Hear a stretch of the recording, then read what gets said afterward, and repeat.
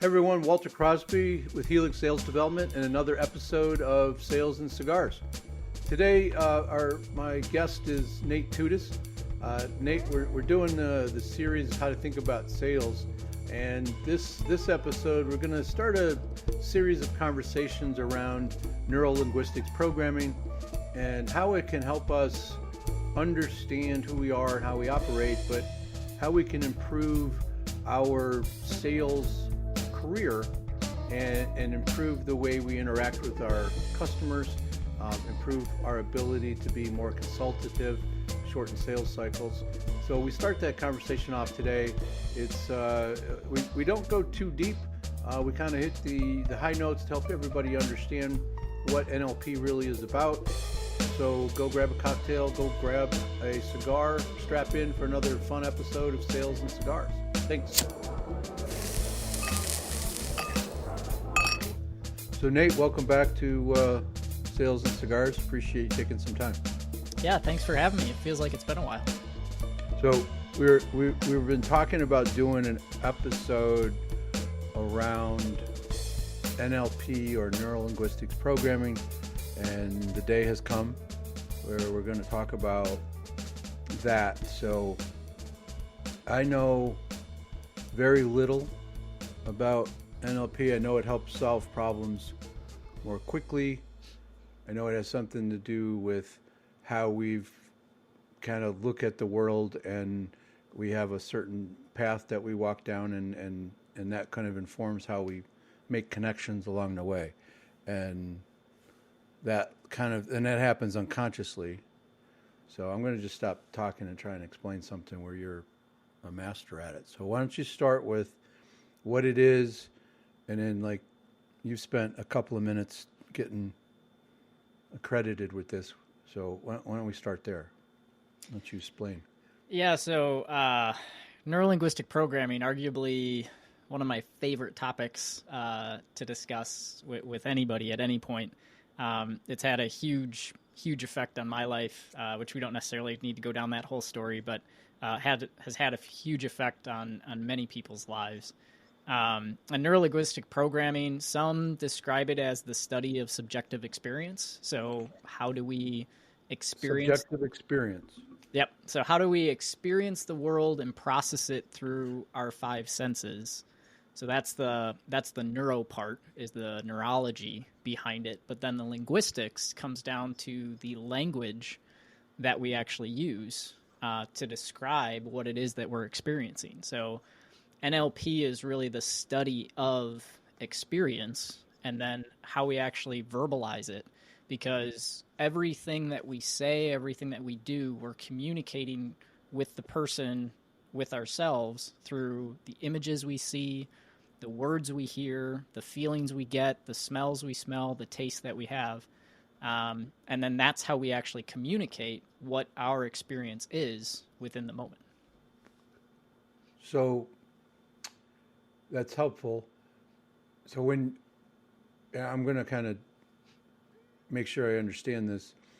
You can understand how somebody's making those connections by the words that they're using, which helps you understand how to communicate with them more effectively. Correct. And so let's kind of take something off the table. Because NLP, some people will think of it as the same way that somebody thinks of hypnotism, Mm-hmm. right? They'll have a visceral reaction to it. And I think, this is just my opinion, but I think anybody can do anything for good or for evil, right? They can leverage it. Like if you're a really super great salesperson, and you can use that as a weapon as opposed to really a tool to help people. Mm-hmm. And is that fair to say that it's similar? Absolutely. It all comes down to your intent. If you think about it, there's ways of asking questions. There's things in neurolinguistic programming, as an example. One of the simple ones, we use it in sales all the time, although I think it's kind of misunderstood from a sales context, but we talk about matching and mirroring. Well, in linguistics, we actually get into matching the predicates that are used. So if you're using visual predicates and you're saying that you see things a certain way, I'm not going to counter that by saying what I hear. I'm going to talk in the exact same verbiage. I'm going to talk about the same things that I see, the pictures, the images. If you're using those words, I'll mimic those exact things, because people like to work with other people that they feel that they're similar to. And that is one way of getting on the same page, is literally matching, mirroring, and pacing that other person's exact language utilization. Now, So when somebody says matching and mirroring in the context of sales, it's sort of taken a step in the direction you're talking about, but rarely does a salesperson really listen to what somebody's saying to the degree of like how they're describing, right? If they're using it as a visual thing or auditory or kinesthetic, is that the other one? Yep, kinesthetics, feeling. So, okay, so you're, and this is all happening. The person with whom you're talking, you're listening to their words, and you're able to match to help make them feel comfortable. Mm-hmm. And it's happening on we all do it on an unconscious level, right? Correct. Okay. Yeah, because what happens is, in order for you to process the world, there's a whole process that you can kind of think of as a loop. So information comes into the brain through things that you either see, hear, taste, or feel, right? Or smell. The information comes in. It then goes through all the filters that you've created in your brain throughout your entire existence. You then put meaning to those things, and then it has to come back out in how you actually communicate whatever it is that experience was. So if I say to you, hey, what'd you do this morning?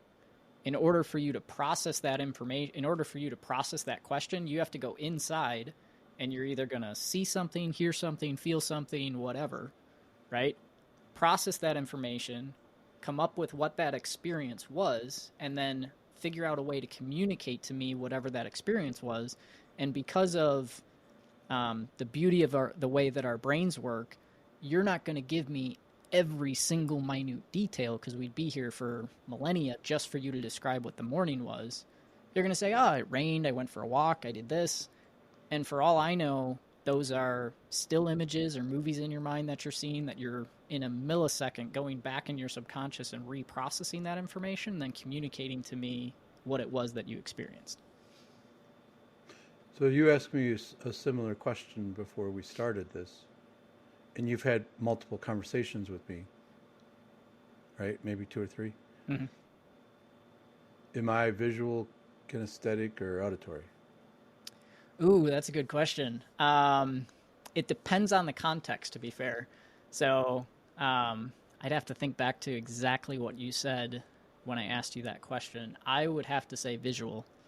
The morning question, when you were talking about what I did this morning and you mentioned the walk, I pictured the walk. Yep. I mean, pictured, I guess, is sort of enough said, right?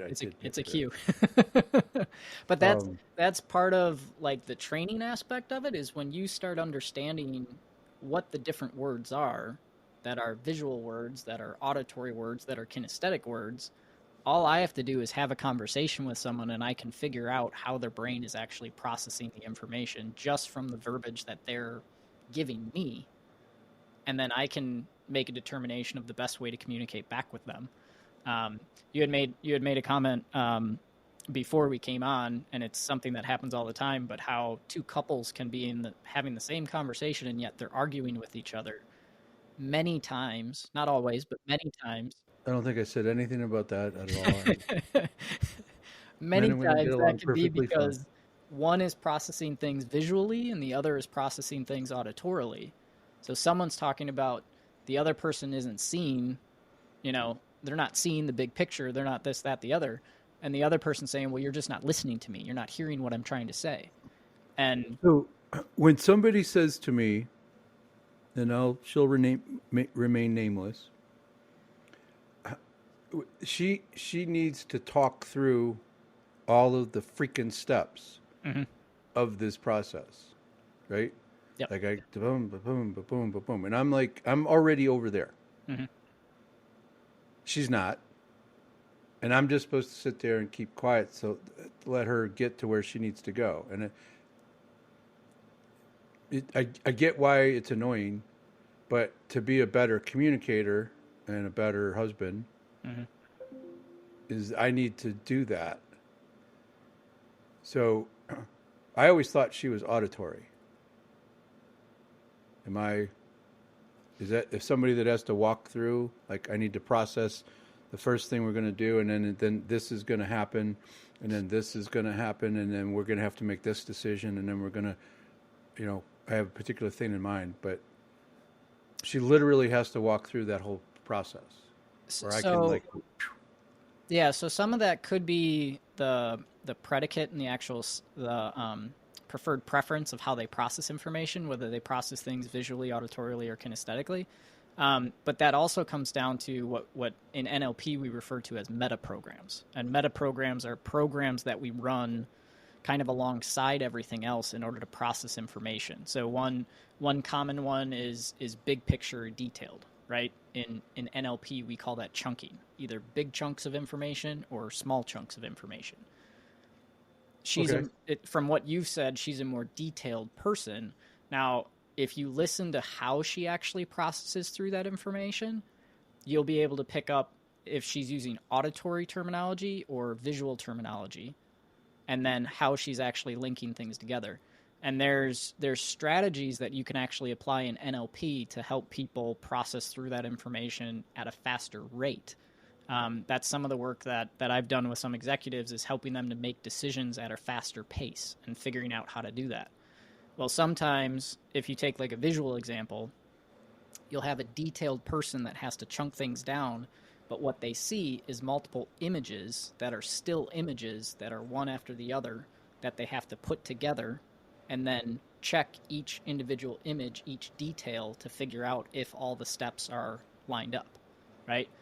Well, if you can help that person to change the series of still images into just a continuous movie, it speeds up their process very quickly, because now they just see the movie and they can run it all the way through. Time is a construct that we created in our minds, so you can fast forward and rewind that video when you turn it into a video, and then you can make decisions faster and process things more quickly. So it's sort of like when we jumped from photo albums to family movies on the old 8mm, and then the video processing and now digitally. That's what you're talking about. That's speeding things up. Mm-hmm. of taking that walk through time, right? You can go back and see it at a different pace. Yep. Okay, so I probably need to have that conversation where I need to understand. I think I know that she's looking at. I used to think of it as checklists. Mm-hmm. Like, this is the thing that has to happen before this thing, and this thing has to happen for this thing. She is more detailed than I am, 100%. But I have to pay attention to that, because I think it is slower. She must be looking at, what's slower than looking at pictures? Well, it could literally be an auditory checklist that she has to go through in her head. So she has to talk about each step, and this would all happen internally. Well, right? she actually says to me, I have to talk this through. Mm-hmm. So talking is an auditory signal or trigger. Well, yes, but it depends. Again, it depends on the verbiage that the person uses in that context. So you may have to talk it through, but that may just be their way of processing it. And so you have external audio and you also have internal audio, and you can also combine these things. So it could be a case that she has to hear it externally so that she can visualize it, or it may be that she has to hear it externally so that she can do an internal check with a kinesthetic feeling. So, I mean, there's But she doesn't need me to say anything. That auditory thing can be her own voice going through it. Completely. Okay. Yeah, completely. All right. That's why some people, I won't say who, I may or may not have a father that does this, will talk to themselves when doing certain things. It's because they need that external audio, but in order to create it, they create it themselves so that they can hear their own voice talking through it and saying, is this right or is this wrong? And I think that's kind of what she's doing, and she wants me to be part of it as a check. Mm-hmm. Maybe less of a check, but more of just like, I'm with her with this, Mm-hmm. and like I need to do this. And my first thought is, I don't need to do this. I don't, go have your conversation with yourself, which isn't supportive, which isn't helpful. It isn't any of those things. Mm-hmm. So I just got to like get her to turn on a movie rather than photos. Possibly. I'd have to be there to fully understand the scenario and dissect the actual the strategy, because the thing is with that is we all have strategies that we run constantly throughout our day, right? We have strategies to determine how we feel. We have strategies to determine what we're going to do. We have strategies to determine what we're going to do in this exact moment. Like there's strategies that are just running in the background to determine how we process things. One of the things that NLP is really good at, and that NLP got its name for in many different ways, is that we have the ability to actually talk to someone and then extract what their strategy is. So we can go and talk to, and this is how NLP really got to the level that it's at as far as its capabilities, is NLP, we go and we study the best of the best of the best, and we figure out what do they do differently than everybody else that gets them results. So like Dr. Bandler, for instance, NLP was originally created by Dr. Richard Bandler and John Grinder back in, I think, the 70s. And Dr. Bandler tells a story about how when he was trying to help people get over phobias, a lot of the people in the medical field, in the psychiatry and psychology field, were going to people that had the phobia and talking to them and trying to figure out how they got the phobia. Well, Dr. Bandler kind of looked at it from the opposite direction and said, well, what if I found people that actually got over the phobia and went and talked to them? So if I'm remembering my stories correctly, he actually put an advert in the paper in San Francisco to find people that got over their fear of heights, and had people that were like, oh yeah, I had a fear, it was massive. And, he asked them questions to figure out, was it a real fear or, not? And stuff that was debilitating. People that couldn't get into elevators, people that couldn't be had to give up their jobs because they couldn't work at certain heights, and high rises were getting bigger, taller and taller. And he went and talked to them and was like, well, how did you actually get past it? What did you do? And then through their language, he was able to parse out and figure out, oh, they changed the picture. They changed the voice that was in their head. They minimized it, or they got it to go further away, or whatever the difference was.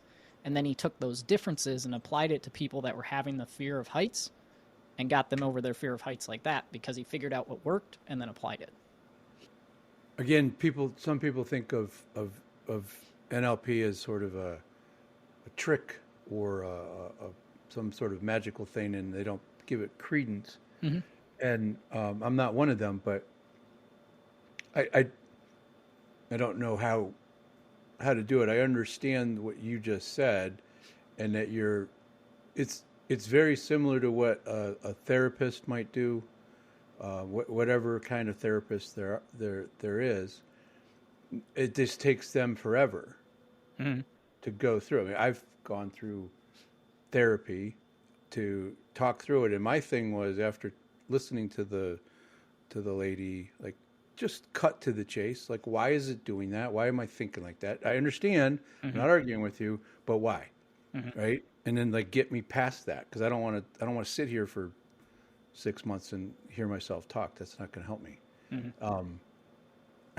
And that would have. She was able to give me tools to help me see things and solve some problems, but NLP does the same type of thing and reaches into that unconscious component and makes things be more it gives you the tools internally to be able to get past things, to go faster, to be more efficient, to be whatever, to get past whatever that challenge is. I mean, I'm kind of trying to make it broad, but everything's different depending upon the context. Yes. But essentially, that's what we're doing is we're unlocking those problems that were created for whatever reason and reprogramming. Yeah, the easiest way I can kind of describe what you just kind of walked through, and again, credit to Dr. Bandler on all this because he created it, and I'm using some of the verbiage that he's used to describe it. But psychiatrists and psychologists like to go into the past and figure out how something started. Well, the challenge there is many times you're having people relive things that caused the problem. So that would be like if someone had an automobile accident and you were like, great, I'm going to have you jump in that car. Can you show me how you did that? Yeah, run into that tree one more time. You know, so in NLP, we'll kind of make it's a little tongue in cheek, but we'll say, hey, don't tell me how you got screwed up because I don't want to install that. I don't want to learn that program and install it in anybody else. And it's kind of joking, but it's also partly serious. Of we don't necessarily care. We don't need the background information. All we need to know is, typically speaking, when someone has, like, let's take a phobia as an example.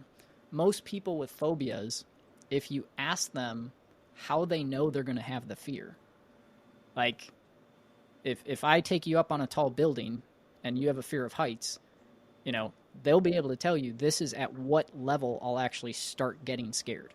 This is when I'll start becoming afraid. People that have a fear of spiders, you can start describing a spider and they'll start cringing a little bit. And they'll start looking around like, do you have one in the room?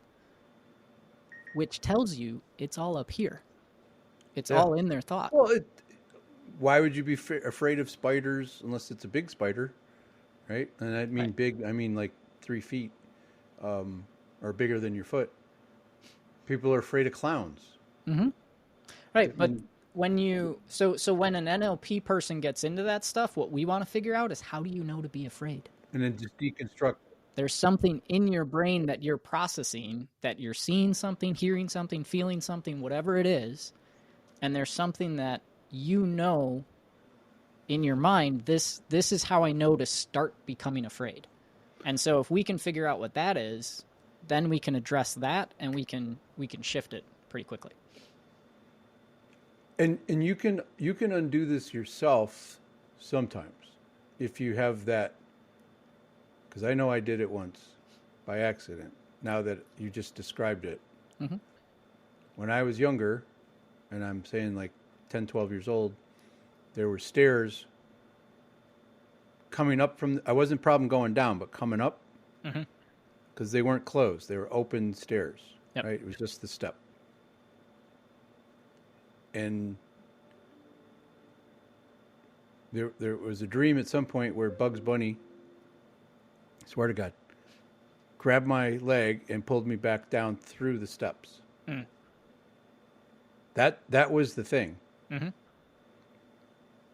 And at some point during that growing up phase, Bugs Bunny's not real. That was a dream. Mm-hmm. There's nothing there. Yep. And I was able to get past it in myself just because it was so ridiculous. Mm-hmm. But I still ran up the stairs pretty quickly if it was dark out down there. But I still think about that. If I have if I'm going up steps that are open, that still pops into my head and think, oh, that's stupid. And I go up the stairs, but that's still there. Mm-hmm. But I've learned to navigate that. Is that kind of a similar thing? Yeah, kind of. It's all how you relate to the environment around you, right? So like it sounds like it was a movie of some type that you were running in your mind where you literally could see like Bugs Bunny coming out and grabbing you were running that, and probably in lightning fast speed you were running that and scaring yourself, right? Yeah. And so you figured out, okay, at one point you were like, when my brain runs that film, kind of ridiculous because Bugs Bunny isn't real and it probably isn't going to happen and all that kind of stuff, right? That's some of the stuff that a neurolinguistic programmer like myself will work with someone and get them to start shifting things like that. Sometimes when we have someone that actually has like a voice that they hear tell them something, we'll actually have them turn that voice into Daffy Duck or something funny so that they can actually laugh at it, which gives them the ability to disassociate from the kinesthetic feeling that they get. And then it allows them to start processing the information differently. And once you start thinking differently, you can start feeling differently. And once you start feeling differently, you can do pretty much whatever you want. So, Okay, so you disassociate those things that you've learned. mm-hmm. All right, so let's move away from cartoon characters. Say that's a rabbit. That's a rabbit trail, no pun intended. But Yeah, rabbit hole. So let's talk about the idea that how does this apply? How can we help salespeople or business entrepreneurs, right? Because those are my favorite people. mm-hmm. Improve being better leaders, making, not freaking out every time something goes off track, or not being afraid to pick up the phone, or they don't even do that. They stop themselves before that. Yeah. Right. So how does NLP, and not that we're going to solve the problem, but how do we make people feel comfortable that this might be a option for somebody to improve their life? Well, one of the biggest things specifically on that context, and it applies across the board, but there's certain things in NLP that we say are presuppositions, meaning they're presupposed to be true no matter what the instance is. And the very first presupposition from an NLP perspective is that the way you process reality is oftentimes more valuable than the content of the actual experience of reality itself. So if you're processing picking up the phone as something that's scary, it's actually more valuable to change the way you're processing that information than to actually change the context. The context is still going to remain. You got to pick up the phone and make the phone call. But if instead of associating picking up the phone with, I'm going to pick up the phone, and most of the time, salespeople are doing one of two things. They're either hearing a voice inside their head of a scary person on the other end of the line, berating them and telling them they suck, and why are you calling me, and this, that, and the other. Which, again, if we go back to, you're thinking those thoughts before you pick up the phone. How is that a good plan? But it's not their plan. It's happening to their... But that's the plan inside their head. So the plan, the strategy that they run in that case, if I was talking to a salesperson, they told me that was what happened, I'd go, so let me get this straight. You look at a phone and you say to yourself, when I pick up that phone, there's going to be someone on the other end that's going to call me names, it's going to tell me bad things, blah, blah, blah. That, or you could choose to have a different strategy, a strategy where when you look at that phone, you think, the next person I talk to I'm going to help them. I'm going to help them to move forward. I'm going to help them solve a problem in their business.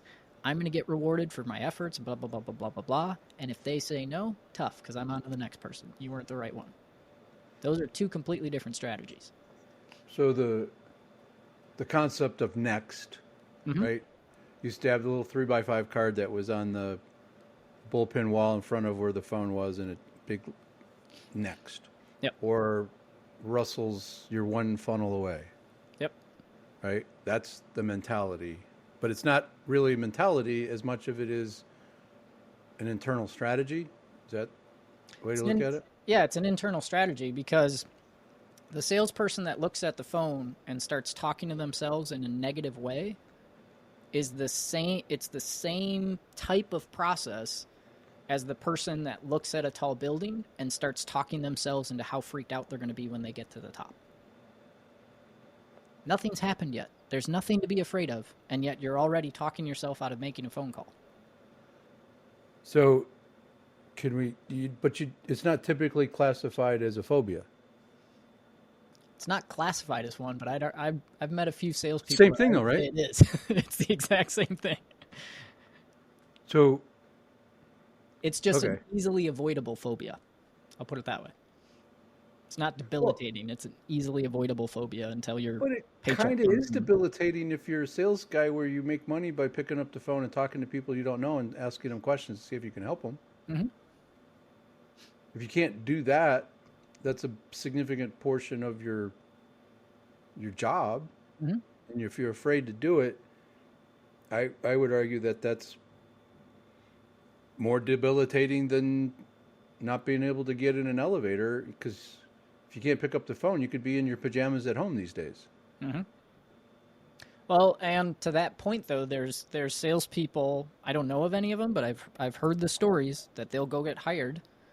They'll work at that job, taking the paycheck until they figure out that they're not making calls, and then they'll just move on to the next job, and they'll just keep job hopping, job to job to job to job, not addressing the fact that what's really preventing them from being successful is that they're afraid to pick up the phone, but they'll blame everything else so that they can avoid that one fear that they have. Okay. So we'll get practical for a second. Mm-hmm. I'm an entrepreneur, and I'm tired of the little merry-go-round that I'm on, or hamster wheel that I'm on, that I keep hiring salespeople, and they keep doing the same thing. They all look good. They say the right thing. They sound good. Da da da da. They know the business, and then they don't perform. Mm-hmm. And if that person, that entrepreneur, was like, I'm done doing this, what question would they have to ask, or what would they have to get? Not one question, but what would they have to hear from their salespeople? Say they got 5 that are unperforming, and let's just, maybe there's 2 of them that out of the 5 that, I'm afraid to make that call. Mm-hmm. Like, how does he or she get there to really figure out that, hey, I should call Nate? You see, you understand where I'm going here? Yeah, I was going to say, let me clarify the question, though. Are you asking about how they interview to make sure they don't hire someone that has a fear of... No, they're already screwed. They got the guys on the payroll. Okay, they're already That's a different question. I was saying, because those are 2 different answers. First one, bad strategy. Don't hire people that don't like picking up the phone. Right. Work that into the interview process. Simple strategy. So the main thing is figuring out, is the fear the phone itself, right? It's you have to be able to have the conversation and figure out what it is that they're doing. And that, again... Well, let me clarify my question. Because I have it in my head, but I don't think I asked it right. So they have underperforming salespeople, and they're trying to figure out, of the 5 that suck, are any of them salvageable to have a conversation with you or somebody like you to determine if they're willing to do the work to get there? Is that the right way to look at it, or is it like, let's have the conversation with all 5 and we can figure that out in half hour? I'll say that's one of those that,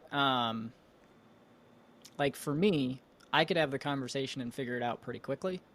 But part of that is understanding of the human psyche on top of things, right? So part of the challenge with that specifically is, if I can have a conversation, I can figure out if they're talking to themselves, if they've got images in their head, whatever it is, and figure out if that's truly it, or it's just a pure lack of motivation. Because it can be both sometimes, right? And so if I'm a business owner and I want to figure out salvageability, one thing I believe is that everybody maintains an equal value, right? So just human to human, we're all human. Everybody has a high value in my world, right? What I question is the context in which they apply their behavior. So I'm going to start digging into behaviors and figure out, what are you doing to be successful, and what aren't you doing that's causing you to be unsuccessful? And then I'm going to start digging into why you may or may not be doing some of those things. If it's a motivation thing, sometimes people just haven't had their goals tied to the reality of their job. And when you tie those 2 things together, all of a sudden the person gets motivated and all the other stuff gets washed away. What it was is they didn't have the motivation to pick up the phone because they didn't connect making phone calls, making sales, and a bigger paycheck with that boat that they want to buy, or with, old school sales tactic, and I'm sure you've heard this one plenty of times, but the old school sales tactic used to be, go buy yourself that car you want. Go buy yourself, because then you're going to be scared. You're going to be so afraid of missing a payment that you're going to get past any fears that you have and go sell. Right. Well, in a lot of days, in a lot of time frames now, people haven't connected that goal that they have, what it is that they truly want, with the actions that they take resulting in achievement of that actual goal, right? So what you said, like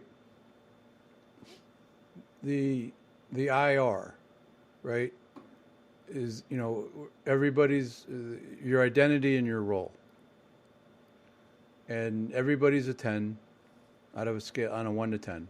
Mm-hmm. Everybody's a 10, and that's basically what you just said, and I think of that as well. As a person, we're all 10s. Now, in the role that we are as a salesperson, right, and that's the only thing we're talking about here, not whether they're a good brother, father, husband, or whatever. Mm-hmm. That's the piece that we need to suss out, right? Is it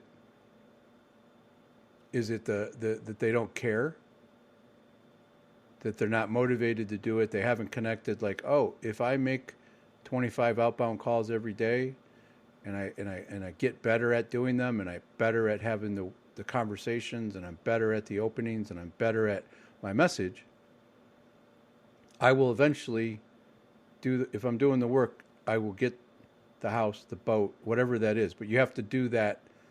You got to do the IR, and then you got to tie the goals with what they got to do every day, and then they got to be able to. We have to figure out if they're really motivated to do that. But that connection isn't there. Mm-hmm. That's the motivation piece. Yep. So what if that you're like, I really want the boat, right? You're going to listen for things that, I want the boat, I need the boat, I got to have the boat. If I don't have the boat, this happens, right? Those are all things that are predicates that help you understand if they're really motivated, right? To a certain extent, yeah. We wouldn't, from a specifics perspective, those would be modal operators. And you can have modal operators of possibility, and then there's modal operators of necessity. And so you can think of modal operators as essentially the verbs that go along with action. So I can, I can't, I will, I won't, I must, I need, all those kinds of things. And so the modal operators of possibility are the ones that present there's a possibility. So I could go do that, meaning there's also the possibility that you couldn't, right? The modal operators of necessity are need, must, have to, those kinds of things. So if I'm talking to someone and I'm trying to figure out if they're motivated to achieve something, and if they say, well, I'd really like a new car. That's completely different than, I gotta have this new car. I'm obsessed over it. I look at it. I've got a picture of it up on my wall. I have to have that thing. I'm going to find a way to get it. Two completely different things, and I'd like to get that new car. So that'll help somebody understand if those people are really motivated and made the connections. And if they don't, they may still be in the right role, but that needs to be corrected. And then it becomes about competency. And part of that is also like many times in NLP, we try to figure out what the strategy the person has to actually get what it is that they're looking to achieve. So we'll say, what is it that you actually want? What do you need in order to get there? Whose help do you need in order to get it? Great. If I could take all of that and put it in a box and give it to you, would you take it? Or is there something you need to change? And if they're like, yeah, that's exactly what I need. Okay, what stops you? That's simple to have that conversation, and then they can start filling in the blanks of, well, I don't quite know how to do this, or I get worried when I'm picking up the phone, or I know I should be making more phone calls, but I think if I just send more emails, that'll work for me. And they've convinced themselves in their head that that's a good strategy, and all they need is someone to say, oh, great, okay, great, so let me understand. How many emails a day are you sending out? Because I can tell you, I've had that conversation. What's that? 765. Right. And so And what's your response rate? Like, let's dig into the numbers. Let's figure that out. Okay, so how many would you actually have to send in order to reach your goal? Does that sound like it's a good plan? Most of the time, they've never gone that far down the road to figure that out. And if they did, they'd go, oh, yeah, I don't have a high enough response rate. I'm either going to have to quadruple my output or I need to pick up the phone. I need to figure out another way to get this to work. And most people just don't think through the process of what stops them and then actually working through that to get them to where they need to be. So to kind of put a bow on it, because we're just scratching the surface, and I think what we've always looked at our conversations here is like a series of topics, right? Mm-hmm. We've talked about qualifying people, we've talked about prospecting, we've talked about scorecards and managing a pipeline and rooting out the hope and all those things. And I think there's probably, well, if you've spent years doing this, right? Mm-hmm. We could have more conversations about this for a long, long time. But if we were going to break this into a series of 3 or 4 sections, and we were going to sum this one up, that an entrepreneur needs to look at who's performing and then start to understand if this salesperson if they've done a good job connecting their goals of what they want, what they need, and what they really got to have to drive what they see as success.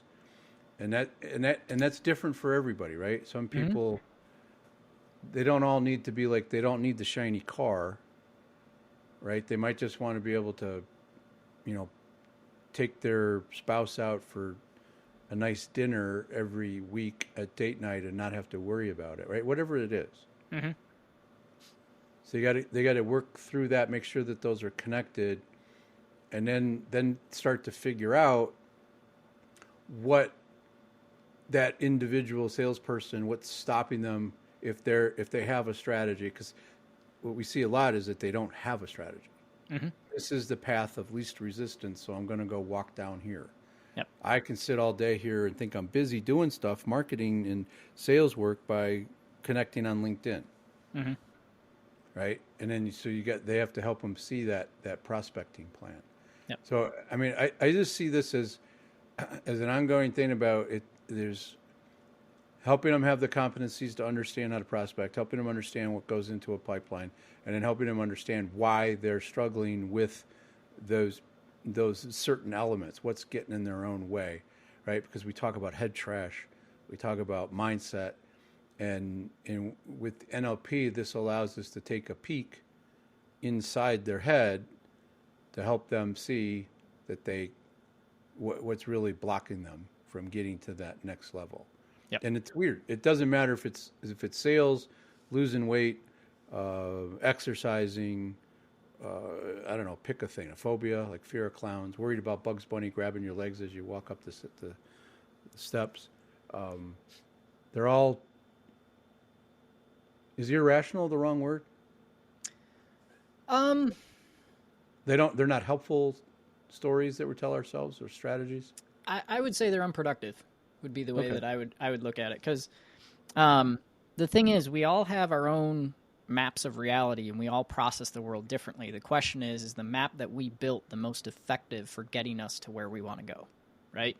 And so that's really what it boils down to, is everybody has different strategies that they use and that they leverage. Everybody's gotten to where they are by taking strategies that they build in their mind and applying them. The question is there a more effective, productive strategy you could be applying to get you results faster? And is the way that you're thinking about things now, if the way you're thinking about things now isn't getting you the results that you want, then the only real answer is that you have to change what you're thinking. So the question is, what are you thinking? What's stopping you from getting to where it is that you actually want to be? And then how do we address that thing that's stopping you? How do we remove those interferences so that you can increase your productivity and effectiveness? All right. So I think my last question for this session is, I used to say your brain, if you ask your brain a question, it will get the answer. So if we ask our brain a shitty question, it will go find an answer and justify your shitty strategy. Yep. And keep you going in that direction. Yep. And if you change the questions you ask yourself, that's a way to start this process. Mm-hmm. Okay. So let's pretend somebody's out there, they listen to this and they're like, this is interesting. I need to learn more about it. Is it really just reaching out to you and exploring that and seeing if there's some program or some strategy that you can help them with? What's the best way to reach out absolutely. to them? You can reach out to me on LinkedIn, or you can connect with me via email, just nate@mindvaultllc.com. And I'm happy to have conversations with anybody on that. NLP, you know this because I've shared the story, but NLP had a massive effect on my life in a completely different, unsales-related, unbusiness-related way. I got there from a sales perspective, but my wife and I were having struggles with getting pregnant and having a baby, and got my wife connected with someone in the NLP community down in Florida that they were gracious enough to do some work with Mandy, and a few months later we were pregnant and have our little girl Emma now. So I always tell people I'm sold on it hook, line, and sinker because I've seen what it can do. I've used it in my own life. I've helped other people with it, and just always happy to connect and talk to people about it. And it's really it's not something that somebody jumps into without really understanding it and how it's going to be interpreted. So I would encourage that conversation with somebody that is looking at their sales team and they've tried a variety of things, and before you just punt people, because I don't believe in let's just fire everybody and start over. I think you fire people that refuse to affect change. But beyond that, we got to give them a shot at trying to get better and improve. And I think people that want to do that and do the work, we should be willing to help them as entrepreneurs and coaches and NLP. What did you call yourself? NLPster? Neurolinguistic programster. Programster. Okay. All right. So we'll have that info in the show notes for people to reach out, and I would encourage people to do that. If you can't find Nate, look me up. I'm easy, and then I can steer you in to Nate's direction. So any other smart things you want to say before we go? No, I think just appreciate the opportunity to come on again and talk to the audience that you have and share a little bit about NLP. We kind of bounced around a few different places. But NLP is kind of a big subject, so no, it is, and we can cover a lot of different areas, and so we'll have to talk about cigars and NLP. Why that? Yeah, there's a whole thing there too. We can do that. All right, Nate. Thank you. Appreciate it. To get your copy of Walter Crosby's new book, The 7 Critical Mistakes CEOs Make with Their Sales Organization That Stop the Company from Scaling, follow the link in the show notes or go to Amazon.com. Thank you for listening to Sales and Cigars with Walter Crosby of Helix Sales Development. For more on Sales and Cigars, remember to like, share, and subscribe. Sales and Cigars, produced by thepodcastproshop.com.